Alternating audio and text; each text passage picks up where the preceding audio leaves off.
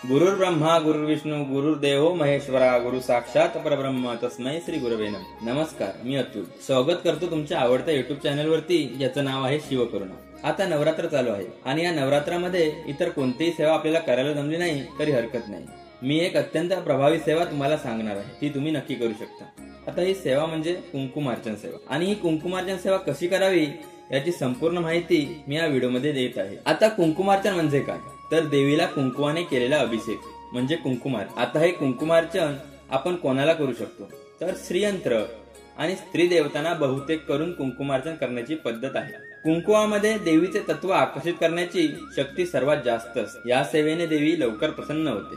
परंतु हे जे आपण कुंकुमार्चन करणार आहोत ते कुंकू नेमकं कोणते वापरायचे, काही लोक बाजारातून विकत आणतात आणि त्या कुंकुवाने कुंकुमार्चन करतात, तर हे साफ चुकीचं आहे, हे करू नये। तर हे कुंकू घरीच तयार करावे, काळजी करू नका। मी आता तुम्हाला हे नैसर्गिक प्रकारचे कुंकू कसे तयार करायचे याची माहिती देतो। कुंकू तयार करण्यासाठी आपल्याला अर्धी वाटी हळद, 1 चमचा बेकिंग सोडा, 1 लिंबू, 1 चमचा शुद्ध तूप, 1 चमचा गुलाबजल आणि थोडासा कापूर एवढे साहित्य आपल्याला लागेल। सर्वात आधी एका भांड्यात हळद घ्या आणि त्यामध्ये बेकिंग सोडा मिसळा, तो व्यवस्थित एकजीव करून घ्या।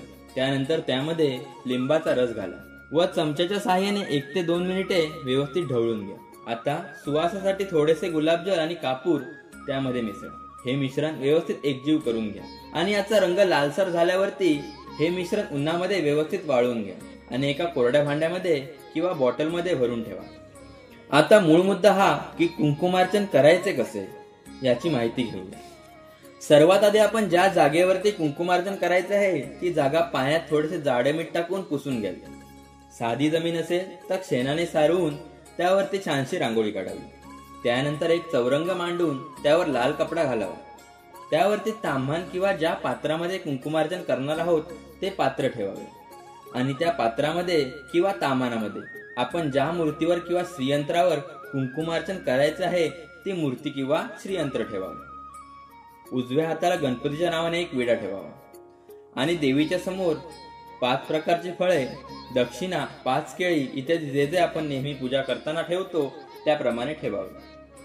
पूजेची तयारी करून घ्यावी, चौरंग वगैरे सजवून घ्यावा, समई प्रज्वलित करून घ्यावी। सर्वप्रथम एका ताम्हाणामध्ये गणपतीची मूर्ती किंवा सुपारी असेल त्यावर पाण्याने आणि पंचामृताने अभिषेक करून पंचोपचार पूजा करून घ्यावी।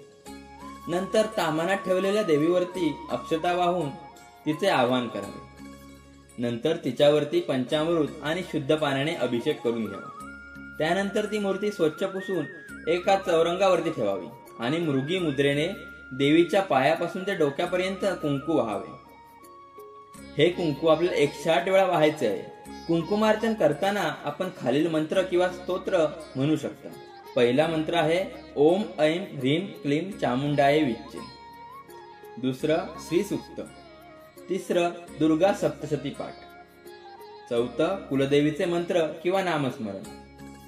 108 वेळा कुंकू अर्पण करून झाले की देवीला नैवेद्य दाखवून आरती करावी आणि नंतर देवीची खणा नारळाने ओटी भरून घ्यावी। नंतर क्षमा प्रार्थना म्हणावी।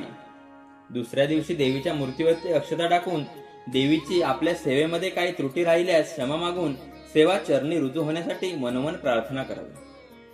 ताम्हाणातून देवीची मूर्ती उचलून तिच्या नेहमीच्या स्थानावरती ठेवावी आणि ताम्हाणातले कुंकू व्यवस्थित एका डब्यामध्ये भरून घ्यावे। हे कुंकू खूप प्रभावशाली आहे, ते घरातील प्रत्येक व्यक्तीने आपल्या कपाळाला लावावे। घरातून निघताना कुठेही बाहेर जाताना जर ते आपल्या कपाळाला लावले तर जे अशक्य काम आहे ते सुद्धा काम शक्य होते। श्री सांब सदाशिवार्पणमस्तु। शुभम भवतु।